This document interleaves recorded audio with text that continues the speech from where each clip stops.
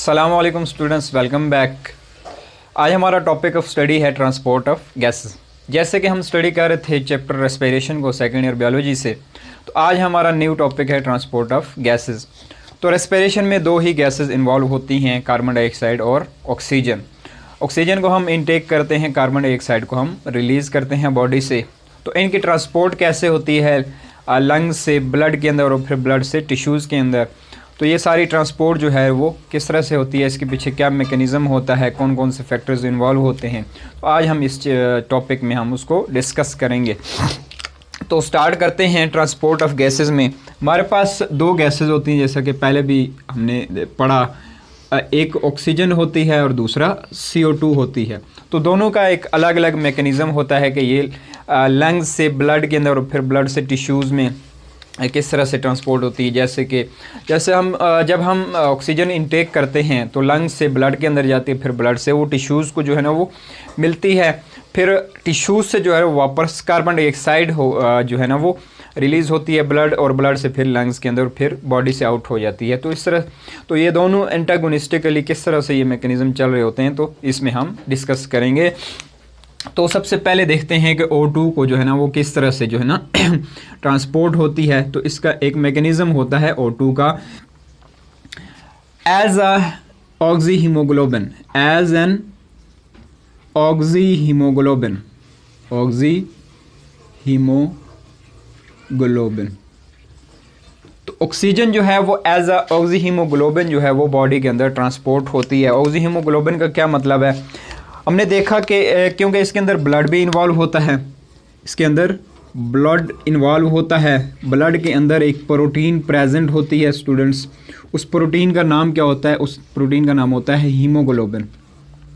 Haemoglobin क्योंकि वो globular protein होती है, उसके अंदर हीम प्रेजेंट होता है, यानी आयरन, इसको हीमोग्लोबिन कहते हैं। बेसिकली यही वो प्रोटीन होती है जो ऑक्सीजन को जो है ना वो कैरी करती है, ऑक्सीजन को कैरी करती है। ठीक है, कहाँ से? लंग्स से, यानी जो एल्वोलाई होते हैं, एल्वोलाई की जो लाइनिंग होती है उसके साथ कैपिलरीज प्रेजेंट होती हैं। तो ऑक्सीजन के मॉलिक्यूल्स क्या करते हैं, उस लाइनिंग को क्रॉस करके, ठीक है, तो वो ब्लड के अंदर आ जाते हैं। तो ब्लड के अंदर जो रेड ब्लड सेल्स होते हैं ना, वो उनके अंदर हीमोग्लोबिन प्रेजेंट होती है। RBCs पर, RBCs यानी जो रेड ब्लड सेल्स होते हैं उनके ऊपर हीमोग्लोबिन प्रोटीन प्रेजेंट होती है। तो उनके साथ जो है वो ऑक्सीजन बाइंड हो जाती है, ऑक्सीजन बाइंड हो जाती है, और फिर इस चीज़ को हम कहते हैं ऑक्सी हीमोग्लोबिन के। ऑक्सीजन जो है वो हीमोग्लोबिन के साथ बाइंड हो जाती है। होता क्या है कि 100% में से ना 100% में से 97% जो है वो एज आ ऑक्सी हीमोग्लोबिन जो है वो ट्रांसपोर्ट होगी ऑक्सीजन, और जो 3% होती है वो डिज़ोल्व इन प्लाज्मा। जो ब्लड का पार्ट होता है प्लाज्मा, 3% जो है ऑक्सीजन है वो उसके अंदर डिज़ोल्व होकर ट्रांसपोर्ट होगी।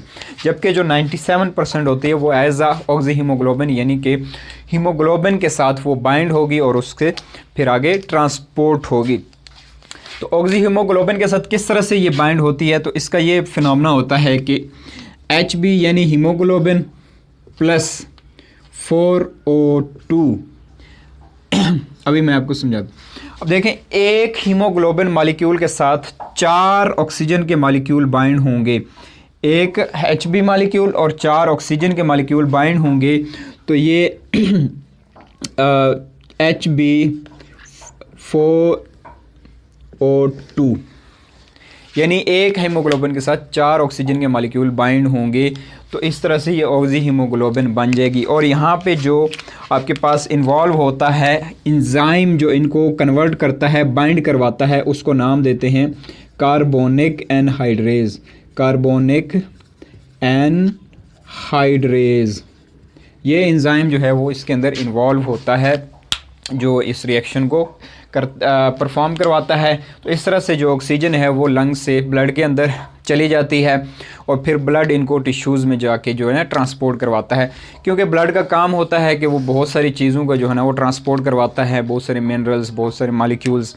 तो इसी तरह से ऑक्सीजन जो है ना उसको भी ट्रांसपोर्ट करवाने का काम ब्लड का होता है, जो कि फिर लंग्स से लेकर बाकी बॉडी पार्ट्स या टिश्यूज़ में लेकर जाता है, उनको प्रोवाइड करता है। तो ये इक्वेशन है, शो करती है कि किस तरह से ऑक्सीजन जो है ना वो होती है। इसमें 3% जो है वो प्लाज्मा के अंदर डिज़ोल्व हो जाती है, यानी प्लाज्मा जो लिक्विड पार्ट होता है ब्लड का उसके अंदर डिज़ोल्व हो जाती है और फिर वहाँ से ट्रांसपोर्ट होती है। अब क्या होता है कि जो oxygen carrying capacity oxygen carrying capacity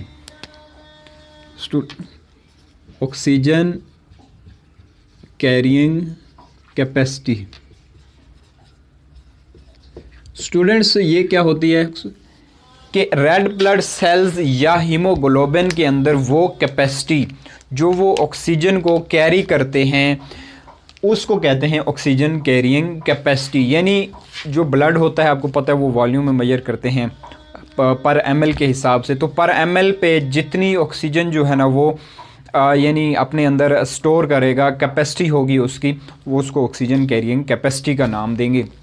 तो ये एक सिंपल सा था कि जो ऑक्सीजन है वो बहुत सिंपली जो है ना वो ट्रांसपोर्ट होती है। अब हम देखते हैं कि जो CO2 है वो किस तरह से इसके अंदर जो है ना वो ट्रांसपोर्ट होती है। तो कार्बन डाइऑक्साइड जो है वो किस तरह से इसके अंदर ट्रांसपोर्ट होती है। तो कार्बन डाइऑक्साइड जो है वो बेसिकली ऑक्सीजन की निस्बत थोड़ा डिफरेंट भी है और थोड़ा ज़्यादा प्रोसेस इसके अंदर, ज़्यादा मैकेनिज़्म इन्वॉल्व होते हैं। तो ये 3 तरीके से जो है ना वो कार्बन डाइऑक्साइड इसके अंदर ट्रांसपोर्ट होती है। कार्बन डाइऑक्साइड के 3 तरीके होते हैं ट्रांसपोर्ट होने के। एज आ कार्बोक्सी हीमोग्लोबिन, ये तो बिल्कुल वैसे ही है जैसे कि हमने ऑक्सी हीमोग्लोबिन को स्टडी किया है, कार्बोक्सी हीमोग्लोबिन। और दूसरा होता है as uh dissolved in plasma, बिल्कुल वैसे ही जैसे कि जो है ना ऑक्सीजन की 3% जो अमाउंट थी वो प्लाज्मा के अंदर डिज़ोल्व होती थी। लेकिन एक डिफरेंट तरीका इसका ये होता है कि एज अ बायकार्बोनेट आयन। अब ये थोड़ा सा लेंथी टॉपिक है, इसको हम नेक्स्ट उसमें डिस्कस करेंगे, लेकिन आज हम इस सिर्फ जो पहले 2 हैं इसको डिस्कस करते हैं। ये बहुत ही सिंपल और इजी हैं, तो इस पर एक पूरा कंप्लीट मैकेनिज़्म है। तो कार्बोक्सी हीमोग्लोबिन किस तरह से जो है ना वो ट्रांसपोर्ट होती है, बिल्कुल वैसे ही जैसे ऑक्सी हीमोग्लोबिन ट्रांसपोर्ट होती थी। तो वहाँ पे हीमोग्लोबिन के साथ जो है ना वो ऑक्सीजन बाइंड होती थी, लेकिन यहाँ पे क्या होगा, CO2 बाइंड होगी। वहाँ पे HB के साथ ऑक्सीजन बाइंड होती थी, लेकिन यहाँ पे क्या होगा, HbCO2 जो है ना वो इसके साथ बाइंड होगी और उसी तरीके से जो है ना वो फिर टिश्यूज़ से ब्लड में आएगी, ब्लड से जो है ना फिर वो लंग्स में आके बाहर के इन्वायरमेंट में रिलीज़ आउट हो जाएगी और फिर क्या होता है कि प्लाज्मा में डिज़ोल्व हो जाती है। सेम उसी तरह इसकी जो है ना वो डिज़ोल्व हो जाती है जिस तरह ऑक्सीजन डिज़ोल्व होती थी। 100% में से जो है ना 23% जो है वो कार्बोक्सी हीमोग्लोबिन जो है ना वो एज अ कार्बोक्सी हीमोग्लोबिन वो जो है ना वो ट्रांसपोर्ट होती है, और जो 7% है वो डिज़ोल्व इन प्लाज्मा होती है, और बाकी की जो 70% होती है वो एज अ बाइकार्बोनेट आयन होती है। अब होता क्या है, जो प्लाज्मा में के ज़रिए जो है ना वो ट्रांसपोर्ट होती है वो इतनी एफिशिएंट नहीं होती, लेकिन रादर वो फिर भी होती है कम अमाउंट में। तो उसके बाद फिर कार्बोक्सी हीमोग्लोबिन, लेकिन सबसे ज़्यादा जो एफिशिएंट होती है, सबसे बेहतरीन होती है वो बाइकार्बोनेट आयन के ज़रिए होती है, जिसको हम नेक्स्ट उसमें स्टडी करेंगे लेक्चर में। तो कार्बोक्सी हीमोग्लोबिन के ज़रिए भी उसी तरह जिस तरह हमने ऑक्सीजन वाले को स्टडी किया था। अब यहाँ पे स्टूडेंट्स एक चीज़ इन्वॉल्व होती है जिसको हम पार्शियल प्रेशर का नाम देते हैं। आपने पढ़ा होगा पार्शियल प्रेशर क्या चीज़ होती है। इसके अंदर पार्शियल प्रेशर का बड़ा रोल होता है इनकी ट्रांसपोर्ट में। पार्शियल प्रेशर क्या होता है, अब एक जो मिसाल के तौर पर एक मिक्सचर ऑफ गैसेस है जिसके अंदर कार्बन डाइऑक्साइड भी है, ऑक्सीजन भी है, नाइट्रोजन भी है, हाइड्रोजन भी है। एक कंप्लीट मिक्सचर है जिसके अंदर 4 से 5 गैसेस हैं, मिक्स हैं। अब उन 4 से 5 गैसेस जो मिक्सचर है उनका जो टोटल प्रेशर होगा, क्योंकि जो है ना गैसेस जो है ना प्रेशर भी एक्सर्ट करती हैं, उनका जो टोटल प्रेशर होगा उसमें से जो एक गैस का जो प्रेशर होगा ना, मिसाल के तौर पर 5 गैसेस का मिक्सचर है, उनका टोटल प्रेशर जो है ना वो इतना है, और उसमें से एक सिंगल या इंडिविजुअल गैस का जो प्रेशर होगा उसको हम पार्शियल प्रेशर का नाम देंगे। जैसे कि मिसाल के तौर पर उसके अंदर O2 भी है, उसके अंदर CO2 भी है, उसके अंदर N2 भी है, नाइट्रोजन प्लस H2 भी है। इनमें से मैं कहता हूँ कि सिर्फ ऑक्सीजन का जो प्रेशर है ना वो उसका पार्शियल प्रेशर कहलाएगा। जैसे PO2 प्लस PCO2, ये सब के पार्शियल प्रेशर मिला के एक टोटल प्रेशर बन जाता है, ठीक है। तो इस चीज़ को कहते हैं पार्शियल प्रेशर, कि एक इंडिविजुअल गैस जो प्रेशर एक्सर्ट कर रही होती है वो पार्शियल प्रेशर कहलाता है। अब यहाँ पर भी पार्शियल प्रेशर का बड़ा रोल होता है। कैसे? क्योंकि आप यहाँ पे 2 गैसेस इन्वॉल्व होती हैं, CO2 और O2, तो दोनों का पार्शियल प्रेशर मिला के एक टोटल प्रेशर बन जाता है, जो कि mm/Hg में इसको मेजर किया जाता है। अब होता क्या है कि CO2 की बात कर लेते हैं। CO2 में क्या होता है स्टूडेंट्स? अब CO2 जो है ना वो टिश्यूज़ के अंदर बनती है, उसको बॉडी से रिलीज़ होना है। टिश्यूज़ में जो है ना वो CO2 का पार्शियल प्रेशर ज़्यादा होता है। फिर ज़्यादा होता है तो ज़ाहिर सी बात है जहाँ पे कम होगा ये वहाँ ही पे जाएगा, तो ये फिर मूव करेगा ब्लड की तरफ।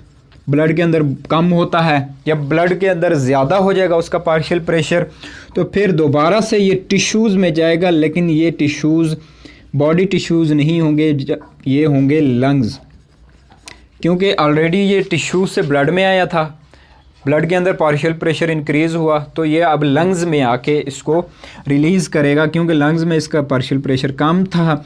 तो जब लंग्स में आएगा तो फिर प्रेशर इंक्रीज़ करेगा लंग्स के उसमें टिश्यूज़ में, यानी एल्वोलाई में। तो फिर जब वहाँ से एक्सर्ट करेगा प्रेशर तो ये बॉडी के से बाहर के इन्वायरमेंट में इसको रिलीज़ कर देगा। तो इस तरह से जो है ना वो CO2 जो है ना वो आउट हो जाती है बॉडी से। तो यहाँ पे पार्शियल प्रेशर का भी बड़ा रोल होता है। तो ये था सिंपल एक टॉपिक स्टूडेंट्स। नेक्स्ट हम जो है ना वो बाइकार्बोनेट आयन को स्टडी करेंगे। एज अ बाइकार्बोनेट आयन किस तरह से CO2 जो है ना वो ट्रांसपोर्ट होती है। तो इसमें इतना कोई पेचीदगी जो है नहीं थी। अलबत्ता जो बाइकार्बोनेट आयन वाला है इसमें थोड़ा सा मैकेनिज़्म इन्वॉल्व होता है, इसमें कुछ इक्वेशंस भी होती हैं, कुछ फिनोमेना हो रहा होता है, तो हम इसको नेक्स्ट वीडियो में देखेंगे। तो उम्मीद करता हूँ कि आपको समझ आ गई होगी। आज के लिए इतना ही। अल्लाह हाफिज़।